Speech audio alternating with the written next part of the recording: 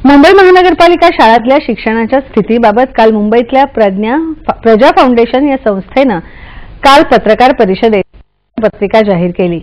खासगी शाळेत प्रत्येक विद्यार्थ्याकडून 30,000 रुपये वार्षिक शुल्क आकारले जात असताना महापालिका शाळांकडून दरवर्षी एका विद्यार्थ्यावर 50,000 रुपये खर्च करते। तरीही पालिका शाळेतले विद्यार्थी खासगी शाळेतल्या विद्यार्थ्यांच्या तुलनेत मागे राहतात अशी माहिती या श्वेतपत्रिकेत देण्यात आली आहे।